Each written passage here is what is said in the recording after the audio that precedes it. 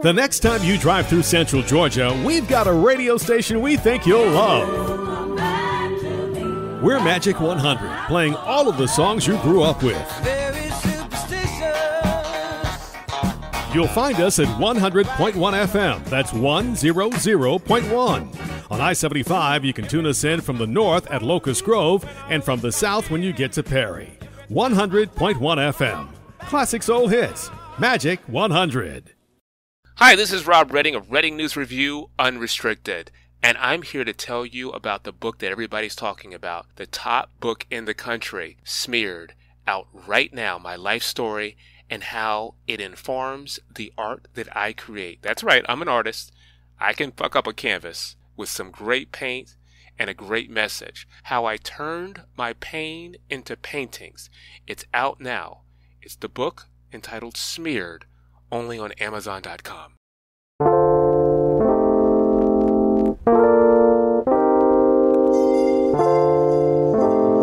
This is the G Podcast with your host, Tommy B. Hey, what's up, y'all? It is episode 163 of This is the G Podcast. Welcome, welcome, welcome. Such a crazy week. Chinese balloon flying over, y'all. And, you know, I don't know. It's just another distraction. But I'm sitting here watching the Pro Bowl. We were talking about this before the podcast because as we tape on Sunday, the Pro Bowl stuff's been going on. Actually, you know what? The Pro Bowl, the idea to go to this flag football in Vegas and all these games looks like, you remember the old school Battle of the Superstars back in the day? That's what it kind of reminds you of, where they do all these, you know, different kind of games. But actually, I think it's a good idea versus these cats getting out there and their, you know, all their gear possibly getting hurt, and it looks good. Mm-hmm. You know, so, you know, they're doing the flag football game, and I was telling Tonya B and Vi, and they didn't know who Ray Schmurda, and I might be saying the last name, but you know, if you got cheering. No, Schmurda. Yeah, if you got cheering, you got kids who are, you know, probably, what do you call it, Gen Zs or not necessarily X's, Y's. Even millennials. The millennials and the Zs would definitely know Ray Schmurda. So I'm watching halftime of the flag football game, and they come out, they're on the stage, and the stage, it looks like the kid, you know, like Nickelodeon kind of thing. And all of a sudden they start rapping and they start bleeping. And I'm like, damn, they're cussing in front of the cheering. What is up? But you know, I'm sure we're gonna see a headline about Ray Schmurda will not return. Oh, absolutely not. They will not be returning to the NFL Pro Bowl anytime soon. But that was cool. That was cool. And also Beyonce. Let me tell y'all something. I've already warned. Hopefully, LA, they've got the riot police out, the gear, and they've called in the LA National Guard and the National Guard countrywide, because this album of the year, if Beyonce does not win album of the year this year, there will be, what did Eddie Murphy say in life? There will be consequences and repercussions. Repercussions. There will be, I'm telling y'all, everybody, that is the only award that people are watching closely, this album of the year. And I'm here to tell you, you know, she didn't get it for, what was it? Lemonade. Before that, self-titled. She lost. She's never won. She's never won album of the year. She lost the self-titled to Taylor Swift. Then she lost Lemonade to Adele. And now this is the third time with her Renaissance. And folks are saying, like, you know, prepare. The BEYHIVE.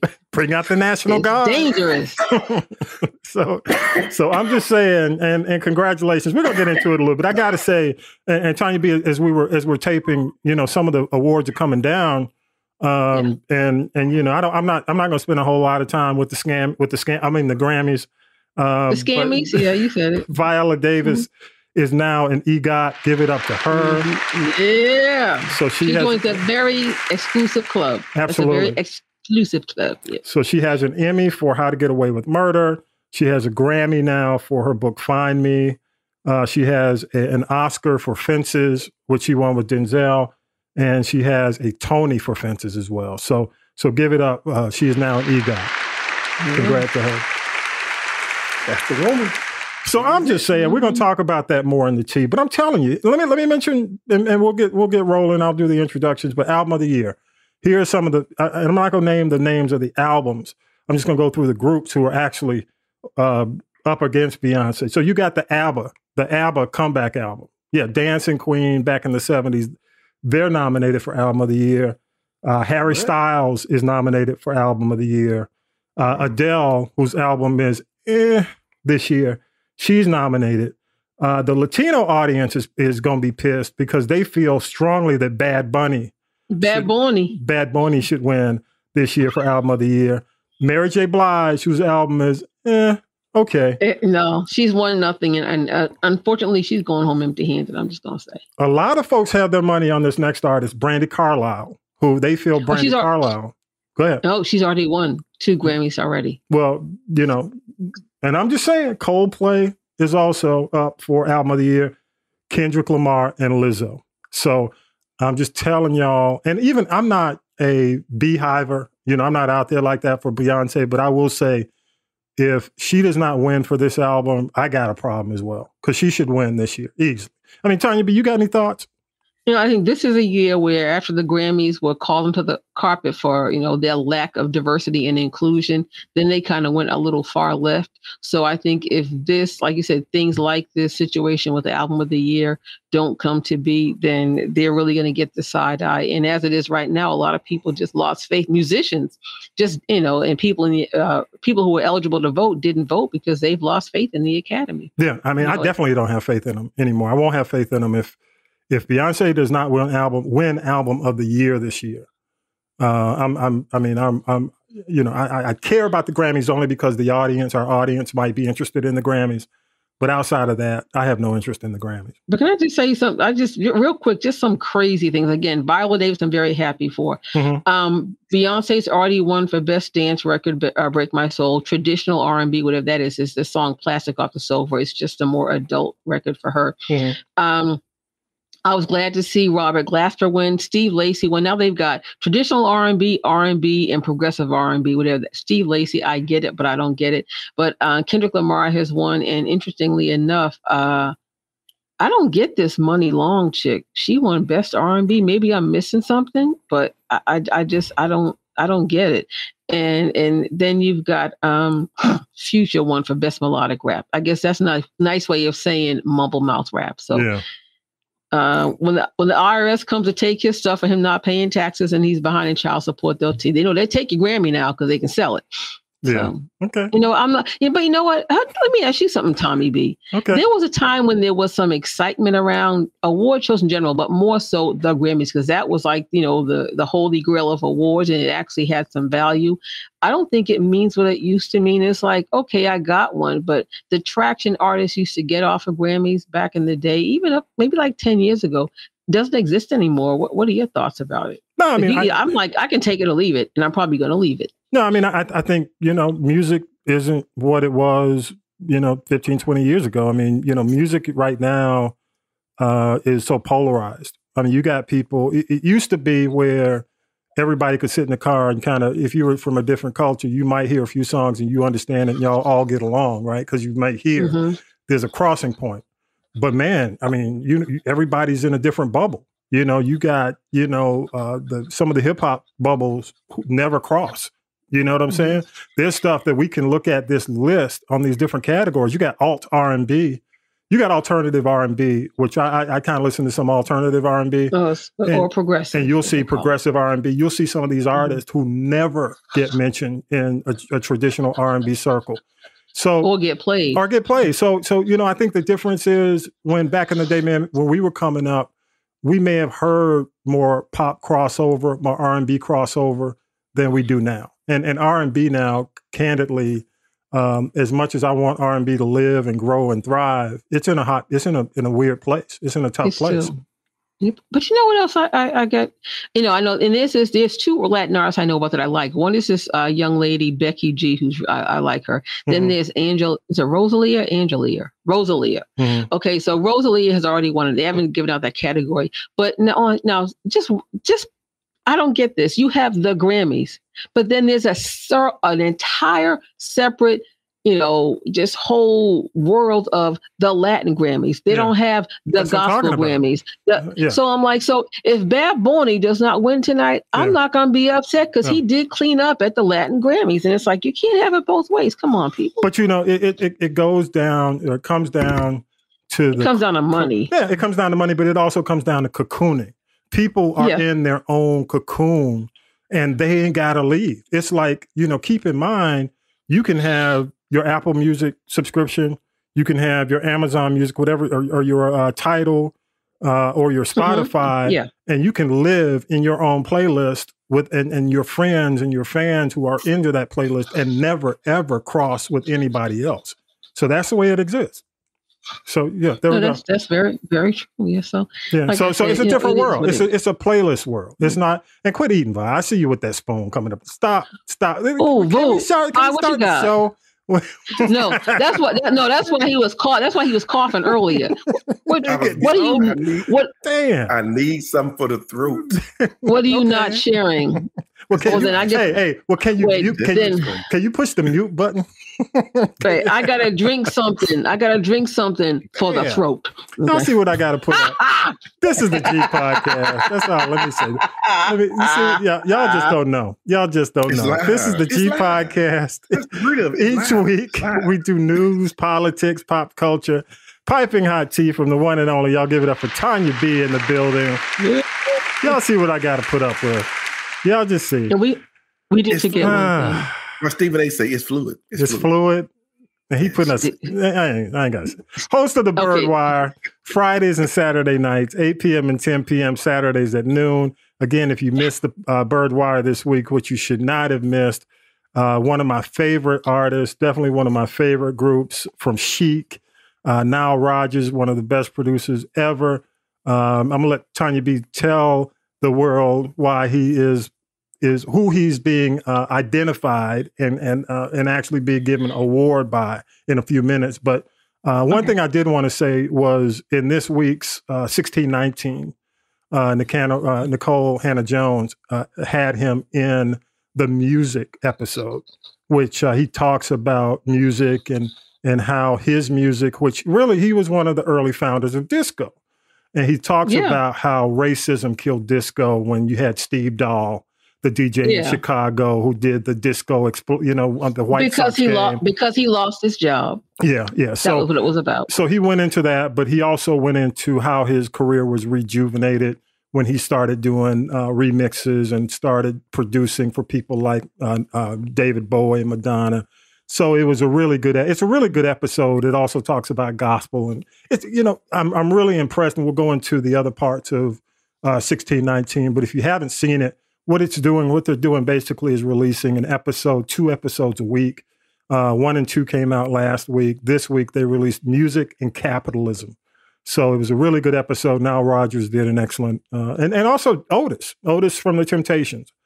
Otis Williams. Otis was in this as well. So, ain't nobody come to see you, Otis. Otis, but and now all of them are dead, and Otis is a doctor. And Otis is He's the one. Doctor. That's what I'm saying. Last man standing. Yeah, last man standing. You hear me now? You see me now? Don't you? That's what I'm saying. That's what he's going back on. I'm the only one they coming to see. But anyway, that's right. Tonya B, what you got on? Tell us a little bit about this episode, which I loved. I heard my Chic cheer and all my favorite Chic songs. I love the sound of Chic. But go ahead. I love Chic. And it was really a labor of love, because when I decided to do it, I said I got to do it right or not do it at all. So I actually started working on this over a month ago, just researching and getting the music and getting the audio clips and trying to make it flow and sound right, and just to give people an education of as to who he is. And a lot of his music, you don't know it's him. Like things like, movies, and he's the one that did the music for the Halo 2 game soundtrack. a lot of Coming to America, Thelma and Louise, Soup for One, so he wasn't just a guitar player or just a sideman. And he's come a long way from Sesame Street. And I don't know if you saw that, but he did share with me his induction speech from he got a Grammy Lifetime Achievement Award last night. And it sucks because they don't put this part on television. All they do is let you stand up during the ceremony, which I think is jacked up, because you had people like James Brown that got this award. Missy Elliott also got the award. Bobby McFerrin got the award. Cyndi Lauper, who I love Cyndi Lauper. Sure. And I think that they should be given a platform to be included in the main ceremony. So it was just a very, very touching, homage to the people that he thanked that, made it so that he has this type of career. He's been through a lot of challenges, was told to go home and get his affairs in order 10 years ago, because of a very aggressive form of colorectal cancer, and he's still here. Good. He's glad to hear. He's beat it 3 times. So I would just say, for those of you that love music, I say just help yourself and just go listen to it. It's up on demand. I gotta say shout out to what's my girl's name? I forgot her name. The one that put me up on demand. I want to say Lady J. Yeah. Lady J. I was going to say Rosie J. Yeah, Lady J. Yeah, and just check it out, and you'd be surprised. He did one of the best things he ever did was an album for Al Jarreau, and they took the theme from Moonlighting off the album because they thought it was corny. And Moonlighting, the song, that was a song, blew up. Yeah, that blew up. But they kept it off the album, and the album just tanked. And it was one of my favorite Al Jarreau albums. So you would be surprised. It's more than Chic. It's more than Rapper's Delight. It's more than Sister Sledge. It's just so much. So I would just say, I really, after it was all said and done, it was worth it. And I really enjoyed doing that. And that'll be, I think, one of my favorite shows, aside from like the Delphonics. But it's evergreen. That's the good thing about it. So thank you. And you know what? As long as he didn't put that Debbie Harry Cuckoo album up, I'm good. Yeah. Even though I know that album. You know what? I didn't know. I didn't have room for everything. No. I'm glad you did not play it. I'm glad you did not play that Cuckoo album, because it was not the one. It was, because everybody thought when Debbie Harry went solo that she was going to come out with something like Rapture. And it was just kind of like, nah. And now I'll produce some of the stuff on there. But, I don't hold it against them. Backfire. Backfire was cool. Yeah. And that was it. That was it, right? That was it. All right, y'all. Well, one other thing I do want to mention, and you just mentioned this as we started the show, but man, we lost another great one. For folks who listen to the podcast who are in the music business, Jesus Garber is a name that we all, if you're in the business, you know the name Jesus Garber, old school. Jesus started in Motown with the OG Motown push, because he was one of the Motown sales guys, the promoters. Went over to the legendary A&M Records, where he was, phenomenal and was instrumental behind Janet Jackson and the success of the whole Janet Jackson train. So a little bit more. You probably worked with Jesus as much, Tonya B. Hearing his, and by the way, one of the things on Castropolis.net, I did a show with Jesus. I interviewed Jesus. So I'll make sure I put that podcast, I'll post it on social media and make sure it's on this episode as well. It was an excellent interview because, Jesus and I have been in contact a lot over the years, just because Jesus is the kind of guy, he'll call you on your birthday. He would just say, hey, happy birthday, it's birthday, blah, blah, blah. He always stayed in touch regardless. If you're not even in the business doing your thing, he'll still reach out to you. So what a nice guy, what a professional, guy, whereas, I'm not going to call people out, but there's some folks in the business who aren't that professional, but people like Jesus definitely kept it, just kept it fun, kept it cool, kept it professional. So and one thing about him, like unlike a lot of people, and it's just not just whether you can be a garbage man, a teacher, you can be a doctor, whatever. He was one that always was very forthcoming with, educating and sharing knowledge. And, he gave me a lot of advice a lot of times. You talk about somebody that you'll miss, and, up until maybe, I don't know, 8, whatever, doesn't matter. But, we always can. I was like, he was my go-to. He was like the consigliere of the music industry. Oh, yeah. And I'll tell you, I'll have that episode up in our podcast notes, but you can also go to the You Need to Know podcast at Castropolis.net if you're listening live.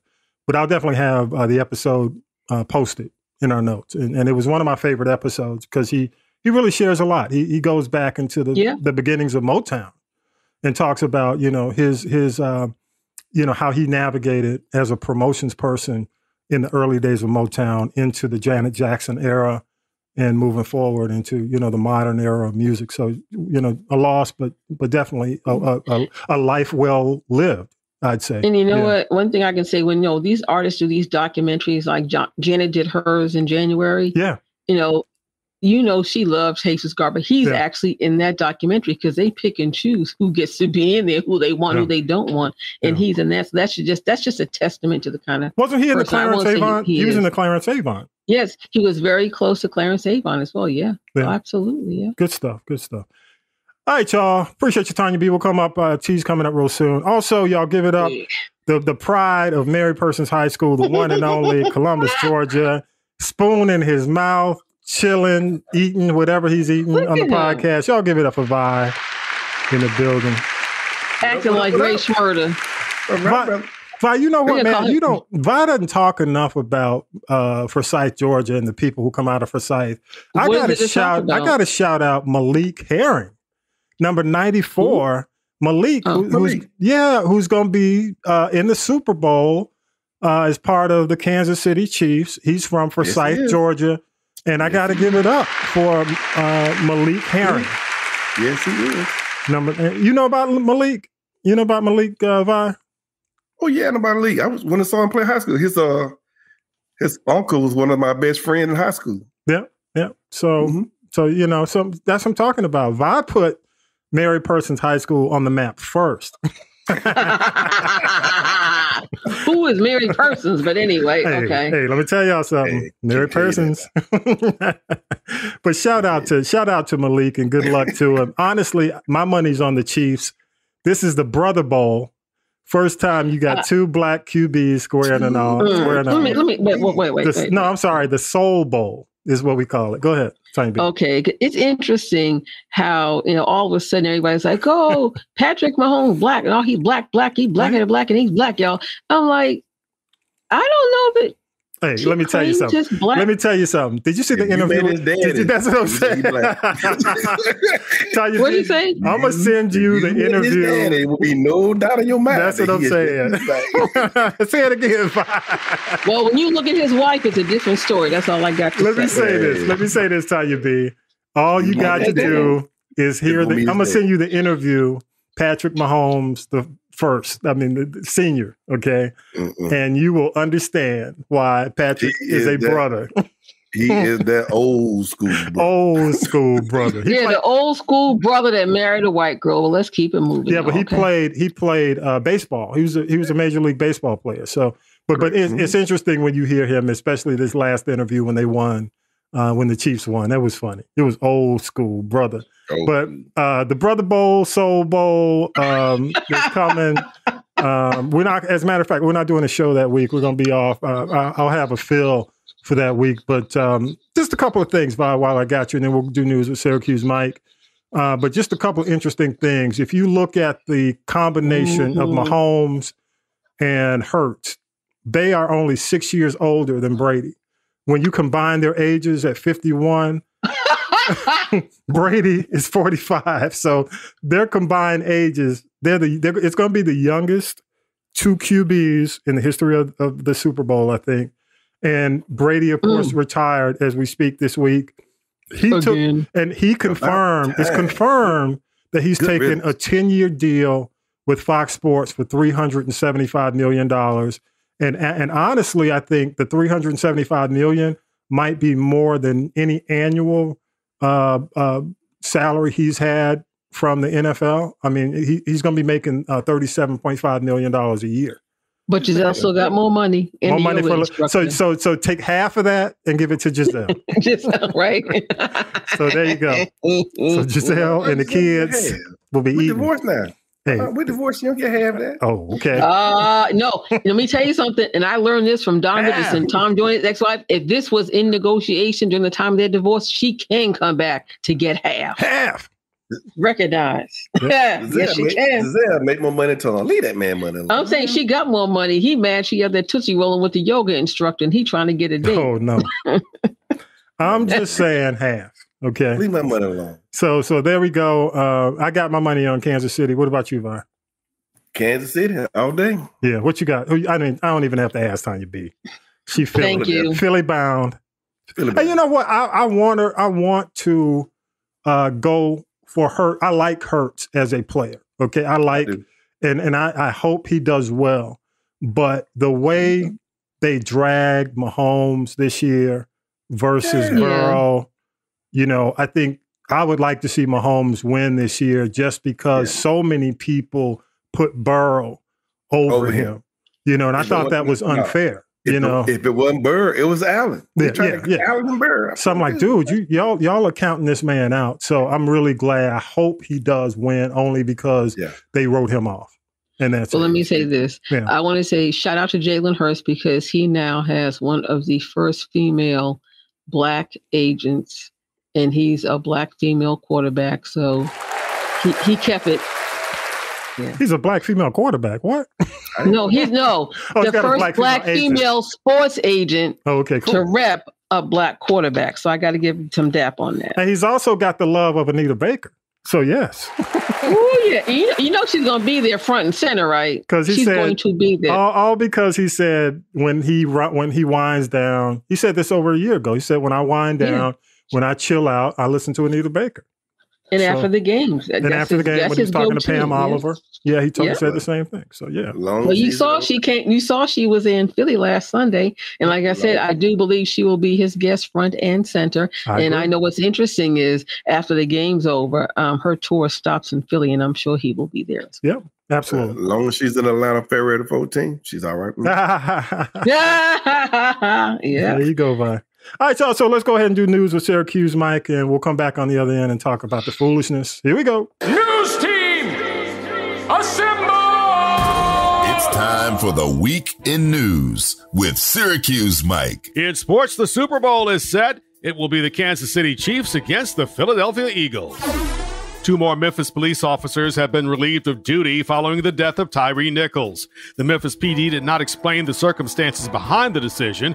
4 other first responders have also been relieved of duty following an investigation into their actions. The 5 fired officers charged in connection with Nichols' beating are all out on bond. An arraignment hearing is scheduled for February 17th. The construction at what critics call Cop City in Atlanta will move forward following a year of protests which recently turned deadly. There were no concessions to protesters. The announcement Tuesday by Mayor Andre Dickens also dismissed environmental concerns, which have all been addressed around the $90 million public safety training facility. Misinformation has gone far enough. The mayor referring to misinformation from out-of-town activists. DeKalb CEO Michael Thurman had this assurance for area property owners. The land development plan and process is primarily a process to protect adjacent landowners as well as the environment. The facility is being built in the small part of Atlanta that is actually in DeKalb. And so Tyree Nichols joins a long list of names that were once unknown to most of us.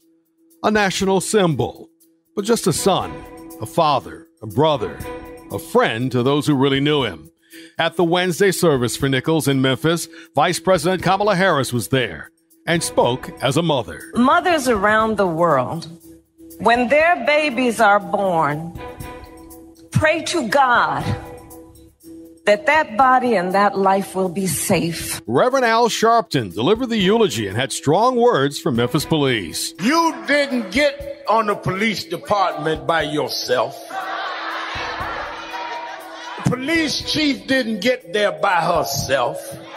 People had to march and go to jail, and some lost their lives to open the doors for you. And how dare you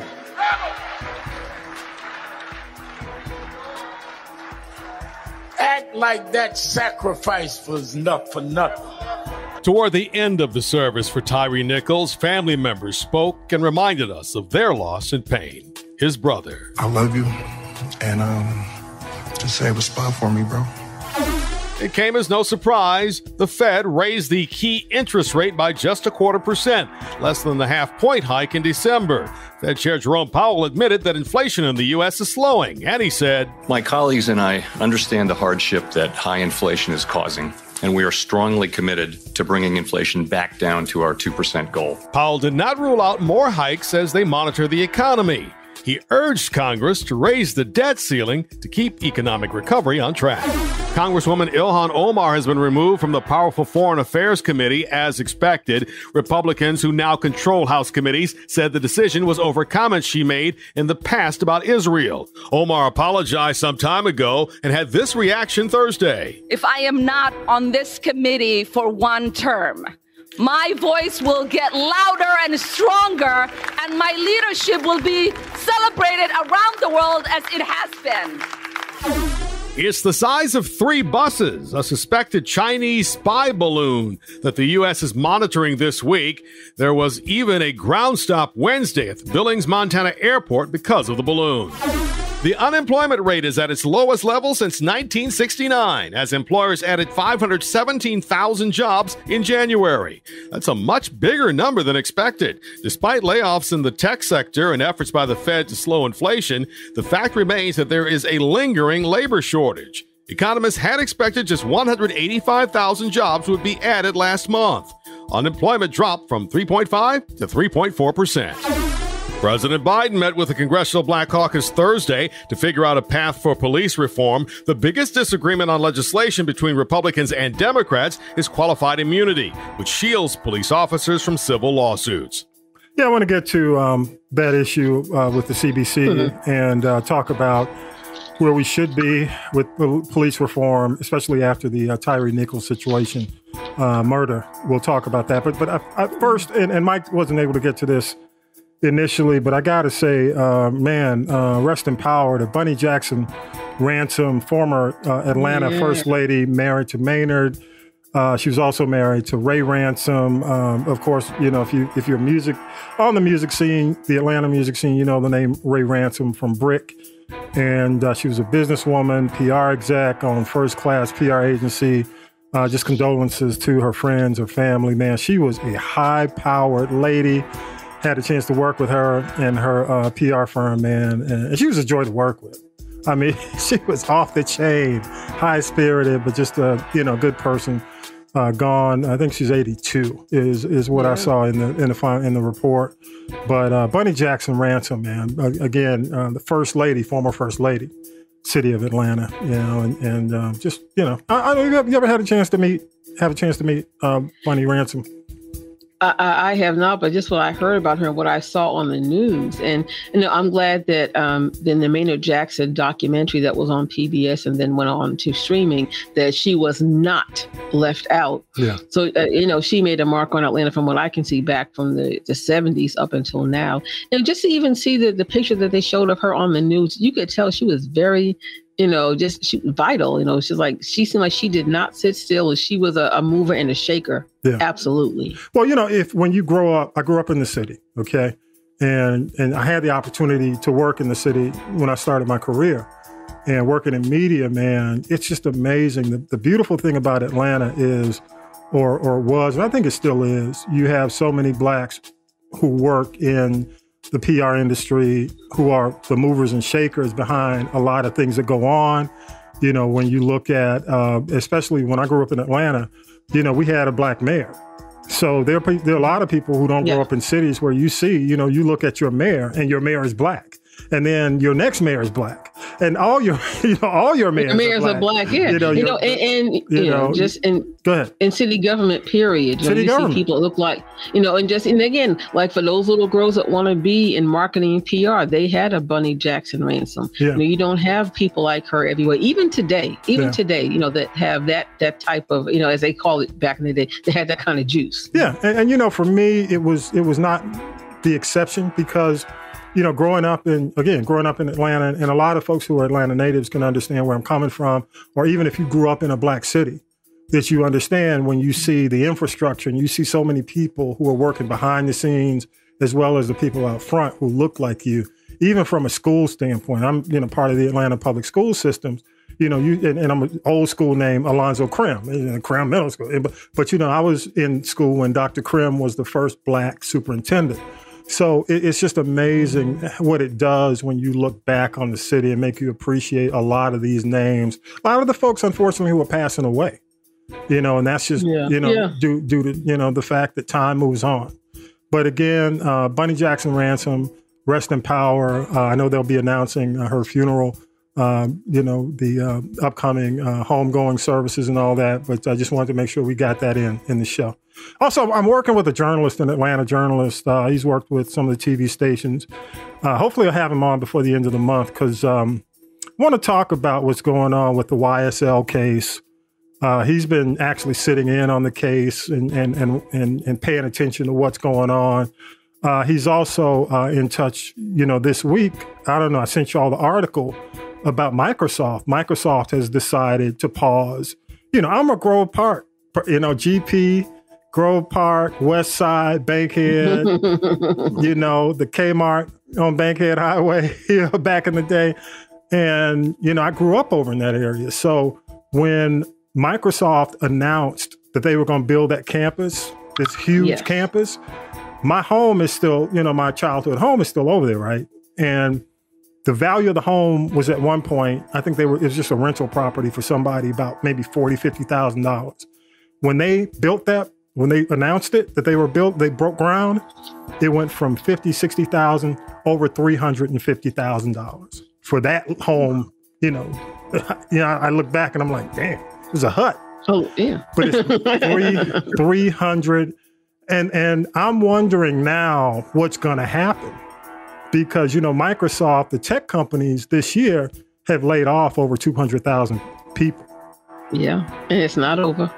Yeah, because it's going to have significant impact on the economy. And I'm just wondering, I'm going to have him in and kind of talk about, we'll kind of squeeze a little bit of the Atlanta drama that's going on. Because not only do you have that, but you also got this Cop City thing going on. So there's a lot going on in the city right now. Atlanta's at a pivotal point where you're dealing with the Cop City situation. You're dealing with the Microsoft huge campus that was going to impact them financially. There's a lot of stuff going on. Not to mention, Tonya B., you and I talk about the YSL case. But I just want to mention this and we'll move on because we got to get to the tea.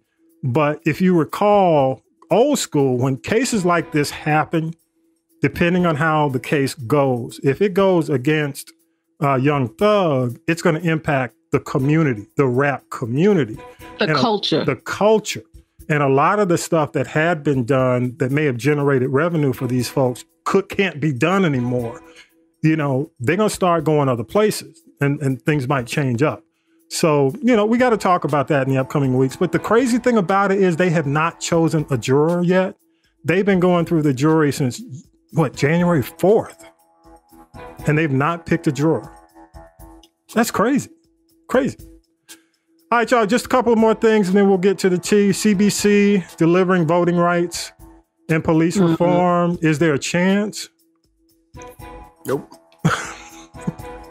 Biden, all I got to say is, Biden said this, y'all. Okay.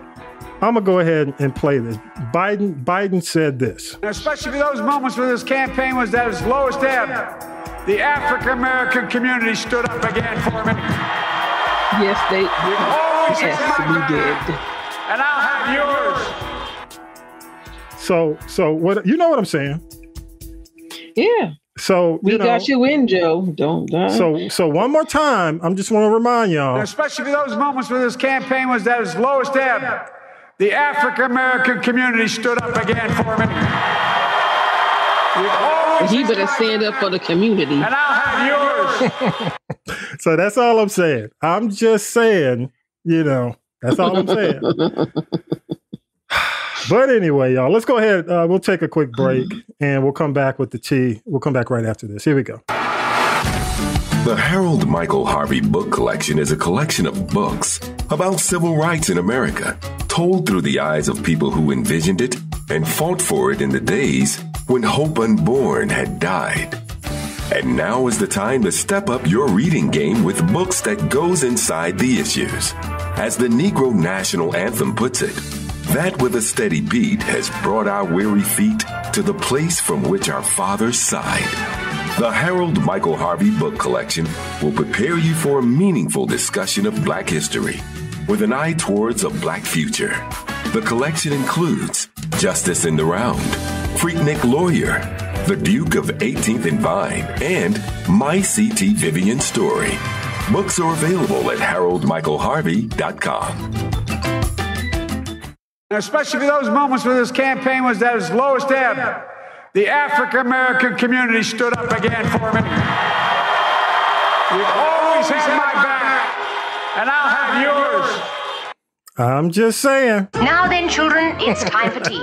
It's tea time, y'all. I'm just saying. Tea with Tonya B. Go ahead, Tonya B. Get me out of this.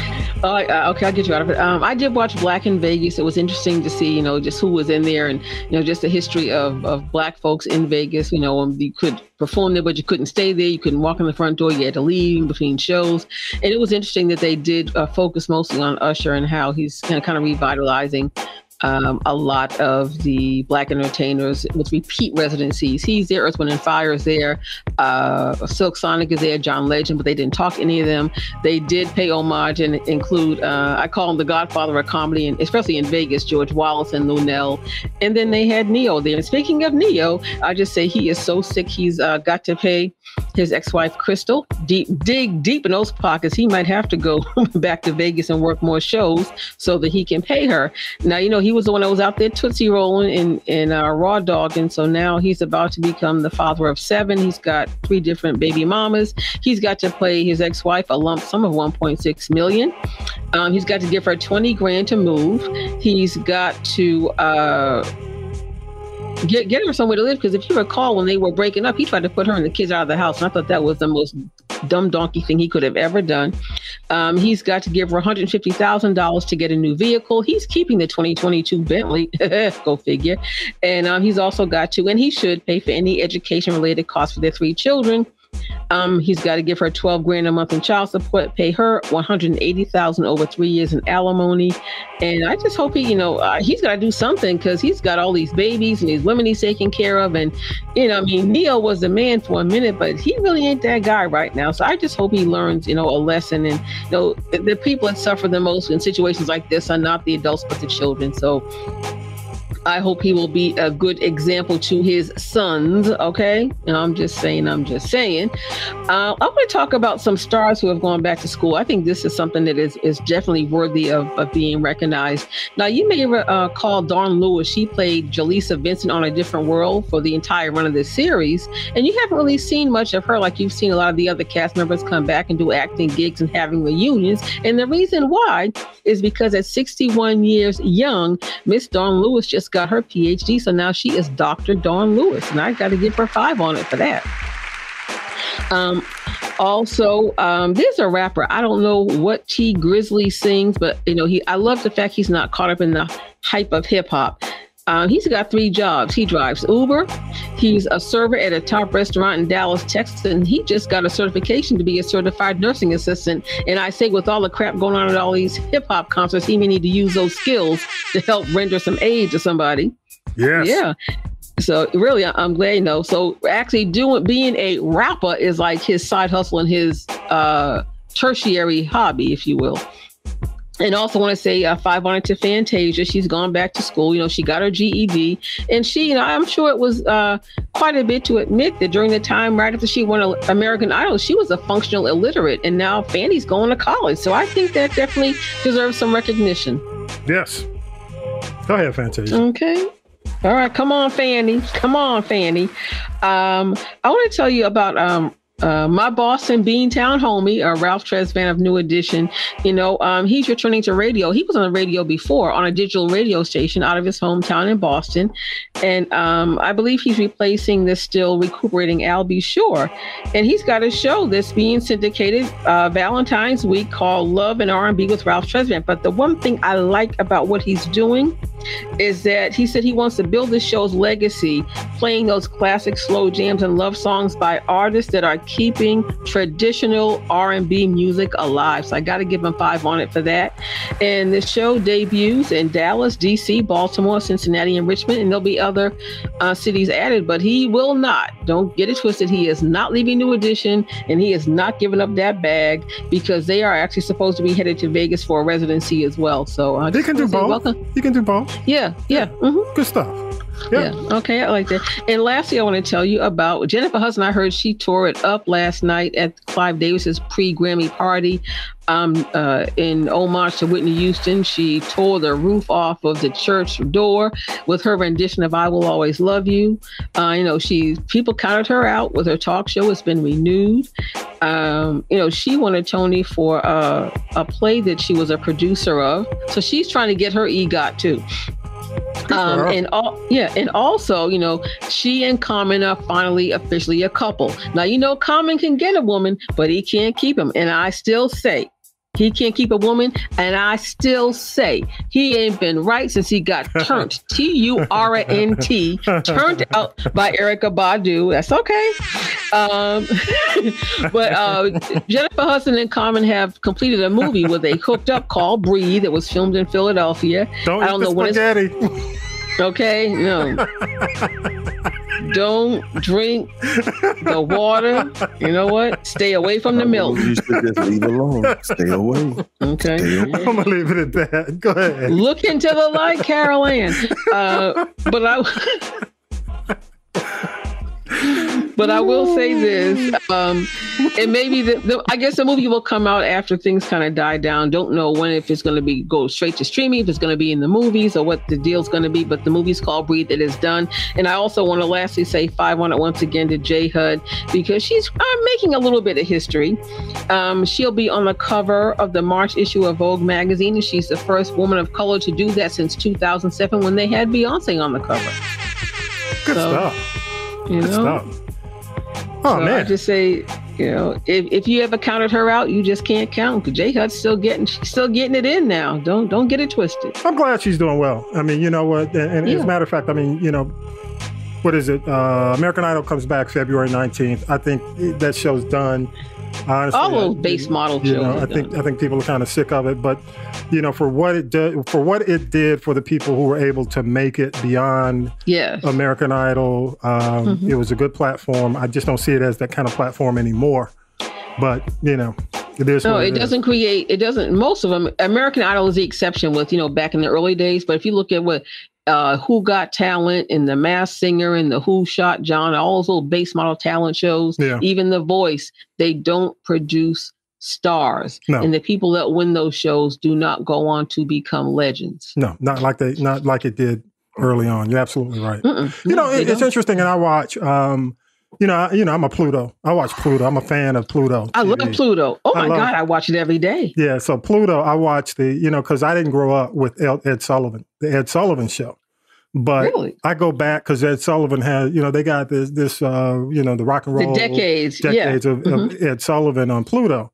And man, it's just amazing to see a lot of these artists who started on Ed Sullivan, their first appearance and what it led to. It was amazing. He was a huge supporter of the Black Motown people, Act. especially. He was the only Ed Sullivan, because this is Black History Month, we'll talk about it. A lot of his sponsors threatened to drop the show if he had Black artists on. And he was like, fuck y'all, I'm going to do what I want to do. Ed was like, he didn't care. He got into a fist fight with a sponsor who walked up to him and said, hey, you need to get these niggas off the stage. And Ed punched somebody in the face. So he was just that adamant about, bringing on the people he felt were good talent, regardless of, race, creed, creed of color, race, creed, talent color. was talent. Talent was talent to him. So, definitely give him his kudos during Black History Month. That's your moment, your Black History Month moment. But let's go ahead and do this, y'all. What you watching this week, Tommy B? Hey, y'all, I'm still watching 1619, and you're getting, 2 episodes a week. This week, Music and Capitalism were the 2 episodes. And again, I love this series. It's much of what we've heard over the years, but it gives a different perspective. And you talk about Nile Rodgers. Nile Rodgers was on the episode where they talk about how Black music has influenced music American music and world music globally. Had Nile Rodgers, the rapper Rhapsody is part of it. If you remember the show, the group Alabama Shakes, Brittany Howard. Brittany? Oh, yeah, amazing. She's awesome. She is awesome, and she was on as well. She has, I think she's still doing a little bit with the group, but primarily as a solo artist. Yeah. The Capitalism episode is also airing. It's episode 4, and damn, they trash Amazon. I mean, they trash. But the whole Amazon argument about Amazon moving these factories into these small towns is, you look at like a Bessemer, Alabama, or you look at some of these other small towns that get these jobs where, in a lot of cases, you're only getting $3 to $5 an hour, with these other people working at 5 and dime, retail, only working in fast food. And then Amazon comes in at $15 an hour. You get the money. I think the argument is with the Capitalism episode is how anti, union. Oh, yeah.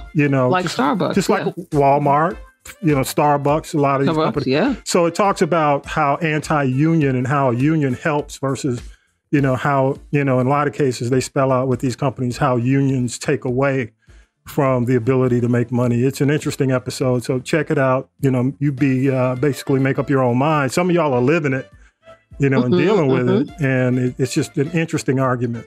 Black Panther 2, Wakanda Forever is available on Disney Plus. So if you have Disney, didn't get a chance to make it to the theater, you could definitely check it out if you're a Disney Plus subscriber. The Woman King hits Netflix on February 16th. So if you haven't had a chance to see it and you still got Netflix, check out, of course, director Gina Prince Bythewood. I love her. Going back to Love and Basketball. And of course, she's done stuff with Netflix recently with the Old Guard, Viola Davis. It's just an amazing cast. Harlem season 2. I'm going to get your opinion on it first, Tonya B. I had a chance to check it out. I like the fact that they're only releasing a couple of episodes. 2 a week. 2 a week, because I would try to binge that whole bad boy. You know what I'm saying? They only do 8 episodes a season now. They're not doing the 10 episodes in a year. But what were your thoughts so far? It reminds me of a Black Sex in the City, if you will. Mm-hmm. But, I had a couple of observations, and it's like, here you have these women who are supposed to be, of age professionals. And to me, they should have their stuff, their ish together just a little bit more than they do. Yeah. And each of them has a definite, distinct personality and some definite, distinct issues that they're working on. Of course, now this season, they've introduced an LGBTQ plus storyline, but, it was like grand opening, grand closing. Mm-hmm. And, I have friends in the community and even some of them have said it doesn't go like that. With was it Quinn? Quinn. Yeah, with Quinn. Yeah. Mm-hmm. Yeah. Who was Boo Boo Kitty from Empire. I know with that. And then the other thing that kind of, and I don't consider myself to be a prude, but with all the stuff that's out here floating around, when you're meeting somebody and 30 minutes later you banging them, and then 36 hours later you banging their roommate trying to say you're your twin sister. I'm like, girl, bye. She, the plan B ain't gonna help her. She need to just wrap it up and just, Angie. Angie a hoe. Angie's a hoe. And then she met the guy with the nice house and everything, and she was tolerating him because she said he told her he was going to let her have it. And she's like, I can't even feel you. Yeah. And I'm like, I know that part I get, but I just hope that young ladies don't take her as a role model because, she's really dancing in some dangerous waters. And I think the best thing they can do on that show is to have her have a crisis, because you can't be out here tootsie rolling like that, in these streets like that, because, it can kill you. The other thing is like, I want to see Megan Good get a little bit more strength. She's a college professor. And I'm like, as smart as you are, you don't really have much common sense. And she gets drunk, goes to her boss's house, quits, gets rehired, breaks up, leaves her ex-boyfriend on the corner, but then goes and makes up with him the night before his wedding. And just, there's a lot of, and I guess, and we have this, but the level of hoism, and I know if there's such a word. If you watch it, It is holism at its best. Yeah, am I right? Yeah. I will give my thoughts. I just wanted to hear from the female perspective. And this, I mean, but you know what? I like it. I'm not going to stop watching it, but I hope as time goes on that the ladies do better. And I'm really glad to see Whoopi Goldberg being there to chin check Megan Good, because I think her character needs it. That's all I got. And just, it's about discovering yourself. So, and I'd like to see the men in there have a little bit more backbone too. Tyler Lefley, I expect better from you. And the other one, she, they meet these guys and they fall in love in 10 minutes. And then by the end of the episode, they're gone and they're like, oh, I love him. No, you don't. Love yourself. Okay, I'm done. But I'm going to give it up because damn, you hit it. Because, I thought it was just me. And the other thing is, I really, the first season, I loved it. I mean, I was, and I still am a fan of the show. I've watched all of it that's been available. I guess we're up to 4. Me too. Yeah. Are we up to 4 or 3? I think. No, 2. No, it's a season 2, episode 2. Okay, so yeah. We've watched 2 episodes, and they're going to be a total of 8. Right. The show is just buck wild, and I get because the writer is the same writer who did Girl Trip, so it kind of has that vibe. In addition to that, Amy Poehler is an executive producer of the show. It's a little bit of, and a little bit of everything's trash in there too. Yeah, but here's my thing. Angie is, first of all, she's the dark skin she's the dark skin chick, of the crew. And she's the thickest. She's the plus size. The thickum. Yeah, she's a thickum, but in a good way. But the way, I would expect them to give her a more positive vibe than the way, because she comes off as being dim-witted, kind of gullible. It's just like the guy saw her on the street and said, hey, if you with the most handsome man ever in the world, the rest of your year is going to be. So her goal was to screw the most handsome man. So she kept going through all these men. And that's why I'm saying it's just like, it just turned into, go ahead, Vi. Whole fest. Whole fest, yeah. The other thing is, but for me, that was it. But let me say this. Let me say this time, I'm going to throw it back to you. I'm looking at it is, of the girls, you're going to take the plus size girl. She's a very attractive woman. She looks good. She is, yeah. But the way women have self-esteem issues, and the way the world and America looks at plus size, dark skin, natural hair, and you're going to take her and put her in, I mean, the whole bubble first over everybody else, and everybody else is educated, entrepreneurial, and she's broke. She never has any money. She got to live with Quinn, and she's living in Quinn's apartment. She never has any money, and she's always looking for a man. It just puts her in that light. And I'm like, why? I don't get why they're like she has no self-confidence. Right. So maybe you're absolutely right. Where's the redemption coming?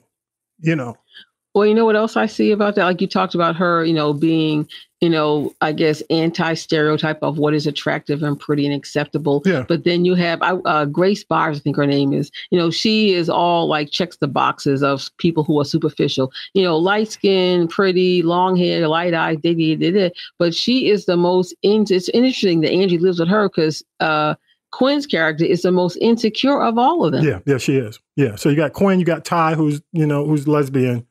Whose husband came back. Her husband is coming after her. And she is definitely confident, she gangster. She gangster. Gangster. Woo, dude, Jesus, hallelujah. I'm just waiting to see how Angie is treated throughout the rest of the season, because it's not a good look for her. It's not a good start, in my opinion. And if you recall, the only thing I did not like about her character in the first season is she was so loud, like, look at me.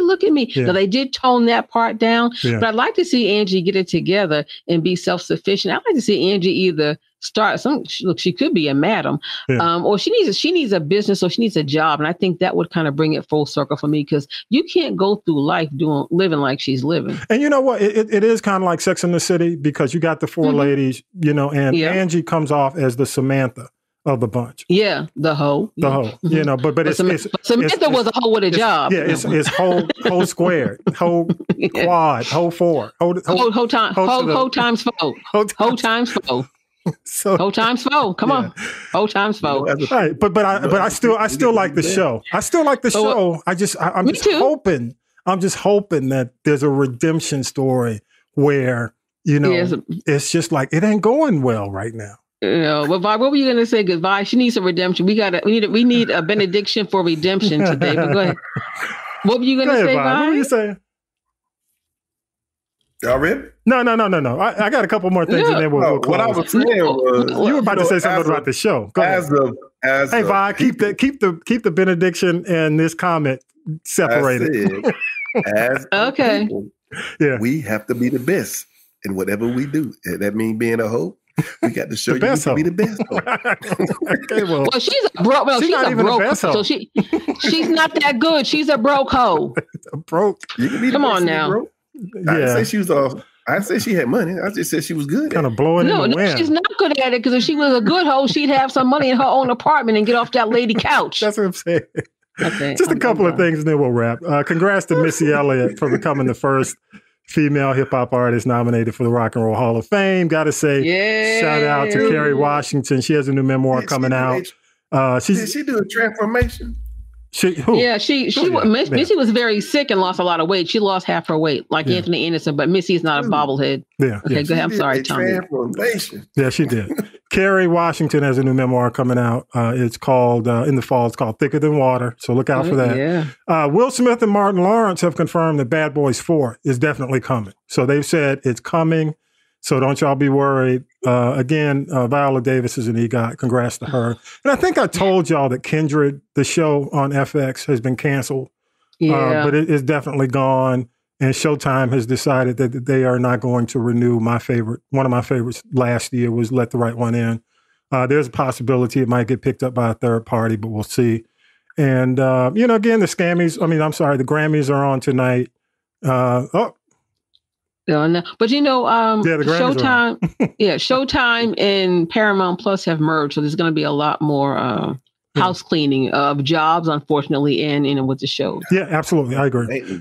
All right, so with that, y'all, Vi, you ready? Yes, I am ready. Can we get a let's go ahead. benediction? I'm sorry, benediction. Go ahead, Vi. It doesn't matter how much you feel like a loser. It doesn't matter how many times you fail in the past. If you believe that Jesus is the Christ, the Son of the living God, then you become more than a conqueror in him. Does that mean you won't have any more trouble? No. It simply means you can go through that trouble and emerge triumphant. Because if you're born again child of God, you have God's promise that you'll succeed. He said in his word that you are an overcomer. In him, you can overcome any problem that world throws your way. Faith in Jesus defeats the world and its ruler, the devil. 1 John chapter 5, verse 4. For every child of God defeat this evil world and will achieve this victory through our faith. In the word, people, as long as you got the faith, you're going to be all right. Every promise God give you, that's going to come a problem. You just got to remember, God have made a declaration.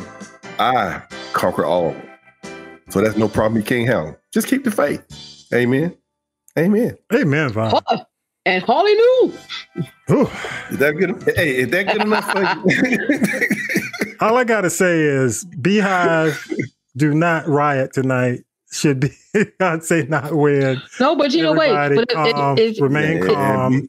Go ahead. BEYHIVE ain't riding. They know they need their money for them tickets. They ain't riding. No. Well, no. See, they got to go fund me for that. But no, imagine if the Swifties and the BEYHIVE got together because Taylor doesn't win and Beyonce doesn't win. It could be a little ugly out there in the land of milk and honey. Yeah. So y'all don't riot. Don't tear up nothing. Just not for that. Not for that. Not please like don't, people. It ain't worth it. Hey, y'all, appreciate you, Vi. Appreciate you, Tonya B. just made $24 million in 5 minutes. What did? She don't need no help. Oh, yeah, you're absolutely right. $24 million in 5 minutes. Nah, she don't need no help. Absolutely not. All right, y'all, with that, again, thank you so much for joining us. Make sure you share the podcast with your friends. We appreciate you joining us every single week.